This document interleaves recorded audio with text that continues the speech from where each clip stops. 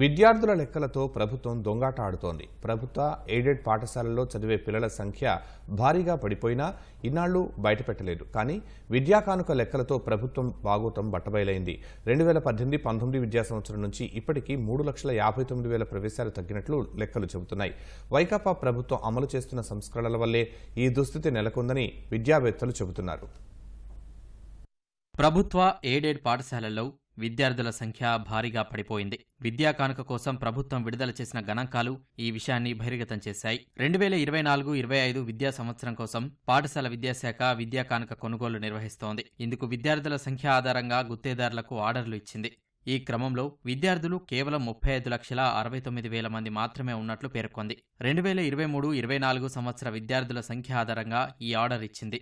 ఏటా క్రమంగా విద్యార్థుల సంఖ్య తగ్గిపోతున్నందున అదనపు కొనుగోలు లేకుండా వాస్తవ సంఖ్య ప్రకారమే కొనుగోలు చేస్తున్నట్లు అధికార యంత్రాంగం పేర్కొంది. వైకాపా సర్కార్ ప్రభుత్వ పాఠశాలల్లో అమలు చేసిన సంస్కరణలతో బడులు అధ్వానంగా మారాయి అనడానికి తగ్గిపోయిన పిల్లల ప్రవేశాలే నిదర్శనం. 2018-19లో ప్రభుత్వ ఎయిడెడ్ కలిపి 39,29,000 మంది పిల్లలు ఉండగా ఇప్పుడు ఈ సంఖ్య 3,59,000 తగ్గింది.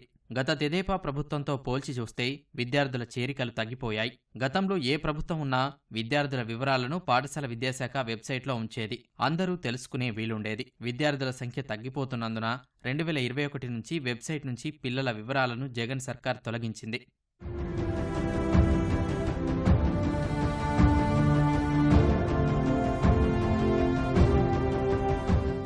ప్రభుత్వ పాఠశాలల్లో 1వ తరగతిలో ప్రవేశాలు లక్ష్యానికి అనుగుణంగా ఉండడం లేదు. ప్రభుత్వంలోని అన్ని యాజమాన్యాల్లో కలిపి ఏటా దాదాపు 3,91,000 మంది విద్యార్థులు 10వ తరగతి పూర్తి చేసి వెళ్లిపోతున్నారు. ఇదే స్థాయిలో 1వ తరగతిలో చేరికలు ఉండడం లేదు. గత 2-3 ఏళ్లుగా 1వ తరగతిలో 1,00,000 నుంచి 1,50,000కు పైగా ప్రవేశాలు తగ్గుతూ వస్తున్నాయి. దీంతో పాటు ప్రైవేటుకు అధికంగా తరలిపోతున్నారు. ఇదే పద్ధతి కొన్నేళ్లు సాగితే ప్రభుత్వ బడులు మూసివేసే పరిస్థితి వస్తుందని విద్యావేత్తలు ఆందోళన వ్యక్తం చేస్తున్నారు. ఉపాధ్యాయులు బడుల సంఖ్యను తగ్గించేందుకు వైకాపా ప్రభుత్వం చేసిన ప్రయోగం కారణంగానే విద్యార్థుల ప్రవేశాలు దారుణంగా పడిపోతున్నాయి. గతంలో ప్రాథమిక పాఠశాలల్లో 1 నుంచి 5 తరగతులు ఉండేవి. 10 ఏళ్లు వచ్చే వరకు ఊరి బడిలోనే విద్యార్థులు చదువుకునేవారు. 3వ తరగతి నుంచి సబ్జెక్టు టీచర్ బోధనంటూ చేసిన సంస్కరణ ప్రాథమిక విద్యను దెబ్బతీసింది. ప్రాథమిక బడుల నుంచి చాలా చోట్ల 3, 4, 5 తరగతులను ఉన్నత ప్రాథమికోన్నత బడులకు తరలించేశారు. దీంతో ఊరి బడిలో 1, 2 తరగతులే మిగిలాయి. వీటిల్లోనూ పిల్లలు తక్కువగా ఉండడంతో కొన్ని చోట్ల మూసేశారు. 8 ఏళ్ల పిల్లలను చదువుకునేందుకు పక్క గ్రామాలకు పంపలేక తల్లిదండ్రులు ప్రైవేట్ పాఠశాలల్లో చేర్పించేశారు.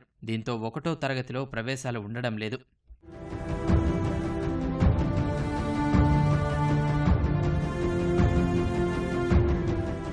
ప్రభుత్వ బడుల్లో చదువుతున్న వారిలో ఎక్కువ మంది పేదల కుటుంబాలకు చెందినవారే. వీరిలో ఎక్కువ మంది మధ్యలో చదువు ఆపేస్తున్నారు. ప్రభుత్వం మాత్రం దీన్ని బయటపెట్టడం లేదు. 2022 అక్టోబర్లో గ్రామ వార్డు సచివాలయ శాఖకు పాఠశాల విద్యాశాఖ పంపిన నివేదిక ప్రకారం రాష్ట్ర వ్యాప్తంగా అన్ని తరగతుల్లో కలిపి 1,73,416 మంది మధ్యలోనే చదువు ఆపేసినట్లు తెలుస్తోంది. అదే కేంద్ర ప్రభుత్వానికి చెందిన సమగ్ర శిక్ష అభియాన్ విభాగానికి ఇచ్చిన నివేదికలో మాత్రం 1 నుంచి 5 తరగతుల పిల్లలెవరూ బడి మానేయలేదని తెలిపింది. ఒకవైపు ఇలా పేర్కొంటూనే 1 నుంచి 5 తరగతులకు చెందిన 66,205 మంది బడి మానేశారని, వారిని గుర్తించాలని గ్రామ వార్డు సచివాలయాల విభాగాన్ని కోరడం పలు విమర్శలకు దారితీస్తోంది. ఇలాంటి దొంగలెక్కలతో వైకాపా సర్కార్ విద్యను సర్వనాశనం చేసింది. పాఠశాల విద్యాశాఖలోని ఓ ఉన్నతాధికారి తన పరపతిని పెంచుకునేందుకు అరాచకంగా వ్యవహరిస్తున్నారనే విమర్శలున్నాయి.